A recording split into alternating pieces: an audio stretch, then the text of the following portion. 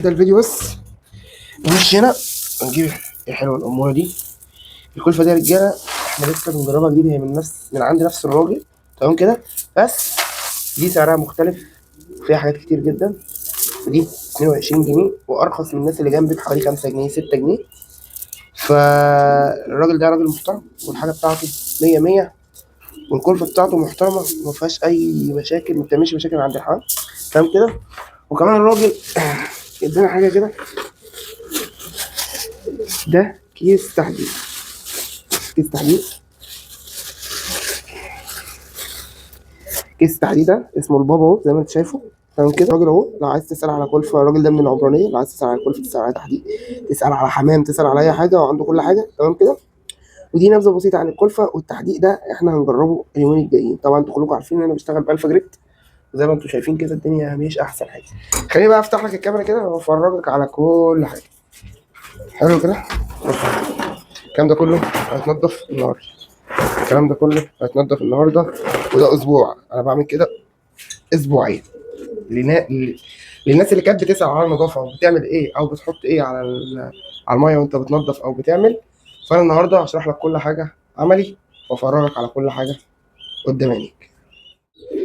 طبعا يا رجاله النهارده احنا جايين ننظف السلاكه ونظبط شويه حاجات، وهنعمل شويه حاجات مع الدكوره، وهنلاقي حمام النهارده كمان في الفيديو، وان شاء الله باذن الله الفيديو يعجبكم. اعمل لايك للفيديو، اتفرج على اكبر وقت من الفيديو عشان خاطر تستفيد، ان شاء الله باذن الله الفيديو يعجبك. ثالث حاجه وهو الاشتراك في القناه، ويلا بينا نبدا.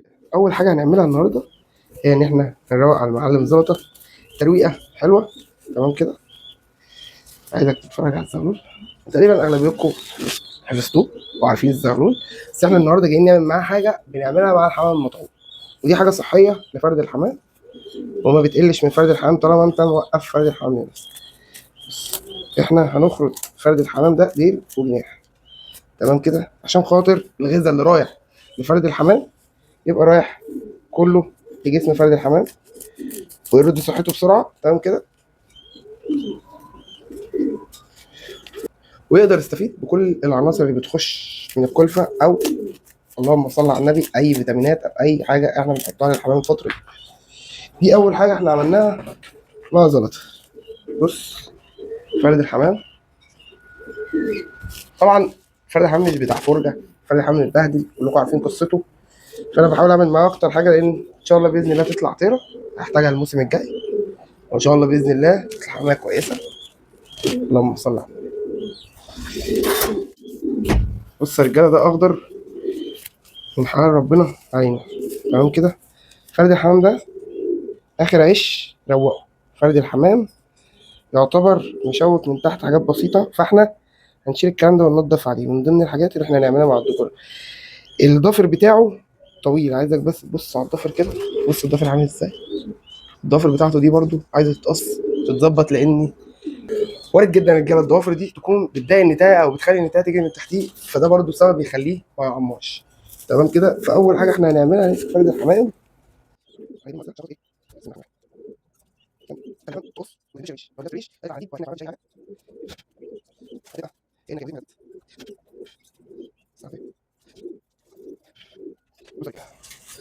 ده مخرج فرد الحمام، بس اوريك كمان ده مخرج فرد الحمام. فرد الحمام ايه، احنا روقنا عليه كده، مفيش انابيب ومفيش اي حاجه، واحنا قصينا فرد الحمام من تحت عشان خاطر يعمر، يمكن كثافه الريش دي تكون سبب ان هو ما بيعمرش. تاني حاجه وهي نفس الموضوع برضو من ناحيه التعمير، الضوافر الطويله دي انا عايز بس اقرب لك اوريك، لازم تخلي بالك جدا وانت بتقص، تاخد الزياده ما تخشش في ضفر فرد الحمام عشان يجيبش دم. في ضوافر كده كده هتلاقيها مش محتاجه، يعني في حاجات هتلاقيها طويله، في حاجات ايه هتلاقيها مش محتاجه ان هي تتقص. الموضوع ده برضو مهم يا رجاله،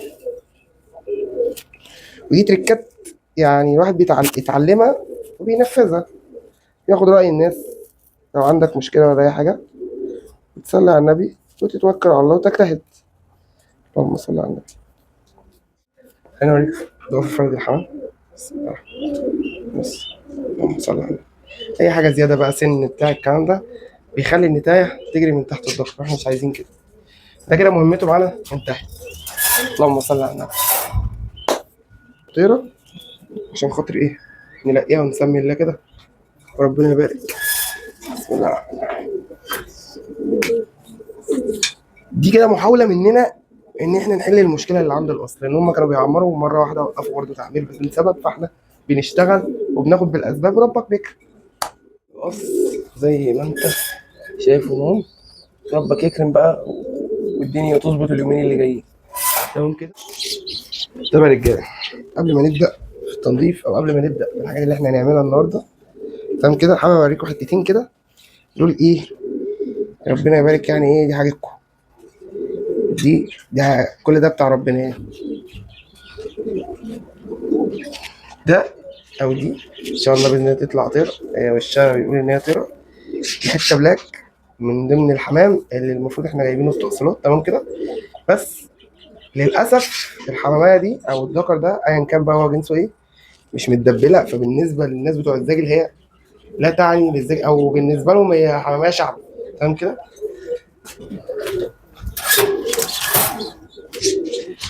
اوريك بقى ايه، اوريك بقى ايه، بطل، لا او بطله، اللهم صل على النبي، حماميه متدبله، الوحيده اللي انا دبلتها واللي الحته دبلها، اللهم صل على النبي، بنت القص اللي هم اللهم صل على النبي الذكر الرمادي والنتايه الازازيه.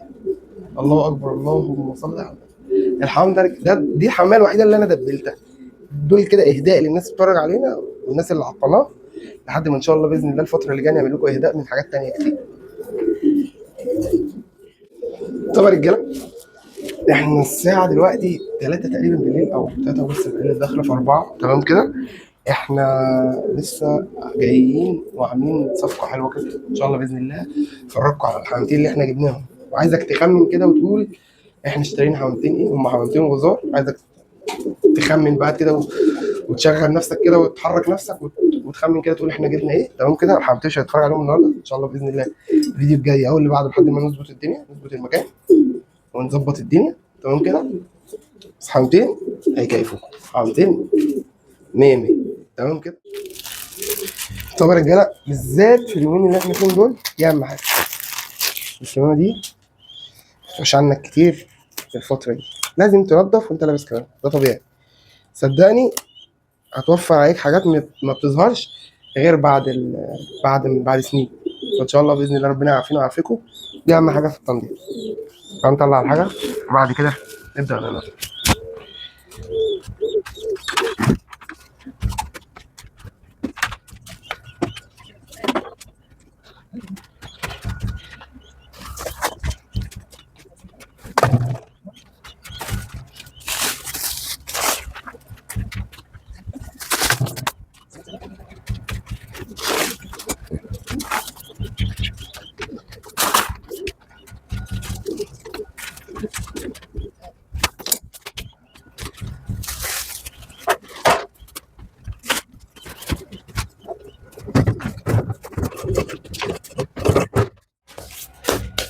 كده احنا خلصنا الجزء السهل، نخش بقى في الصعب.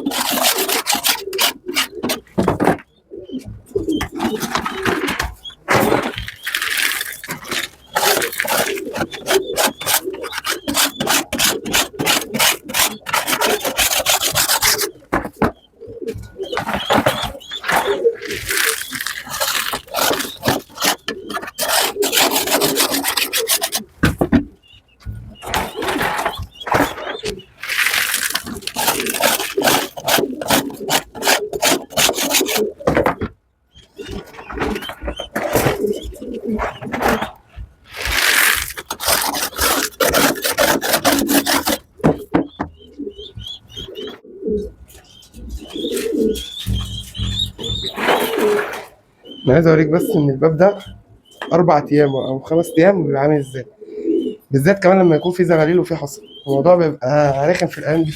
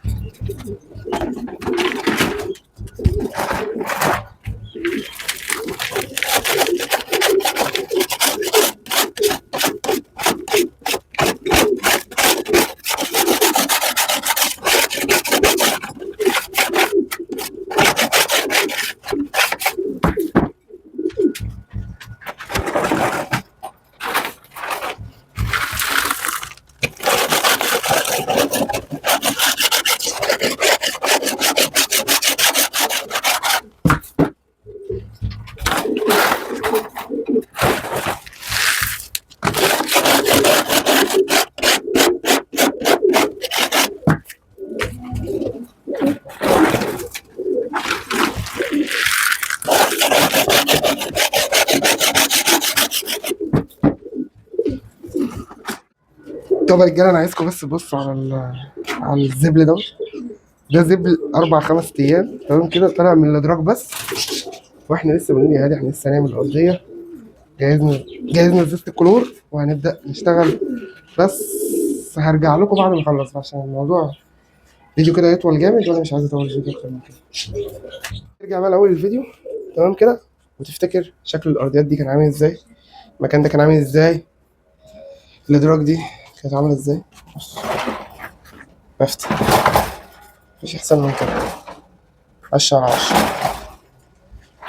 تمام كده. المكان بالكامل يا رجاله اتنضف، المكان كله اتنضف بالارضيات بالكلام دوت، بالادراج بالكلام ده كله. ان شاء الله باذن الله واحده واحده كده ايه هنظبط الدنيا الفتره اللي جايه، ونبتدي نلاقي بقيه الحمام تاني واحده واحده، عشان خاطر عايزين نفرق الحمام ده لان انا خلاص تعبت، وافرقهم يعني افرق. ربنا يبارك للناس كلها ويوسع على الناس كلها، بس واحد عنده خامه كويسه والله، فليه يعني ليه انا اعطل نفسي طالما الحمام جاهز. الجو حر شويه، بس طالما كده كده بيطلع زغاليل عاديه فعادي تطلع زغاليل وزار مفيش مشكله تمام كده. الفيديو النهارده احنا روقنا على المعلم زلطة. بص ياكل الحبايه بالعافيه، ساعه عشان يهضم الحبايه، ساعه. بص لما قربت الكاميرا بلع على الحبايه. المعلم زلطة روقنا عليه الباشا، روقنا عليه ولقينا للطيرة. عندنا كام قص ممكن نلاقيهم عشان نظبطهم معاه، ممكن نقص الفلاتات دول، ممكن نقص دور الطيرة الإزازية، ممكن الشقلباز، في كذا قص احنا شايلين منه. ممكن الدكر ده نبقى بتاع 5 6 أيام شايلين الطواير دي، فممكن نرجع ده كله. في كمان الدكر دوت مع زغلول هنشيله نحطه هنا ياكل مع الزغلولتين دول. ان شاء الله باذن الله بكره بعون الله اصور لكم فيديو واحنا بنغير خط الميه ده كله، وان شاء الله باذن الله بعد بكره نفرجكم الحمام الجديد ونقول لك جبناه منين وعملنا فيه ايه، وكل حاجه هتعرفوها في الفيديو الجاي او الفيديو اللي بعده. مش عايز اطول عليكم اكتر من كده. كان معاكم اخوكم اسلام ابو كان، ده مكانكم سلامتكم. سلام يا رجاله.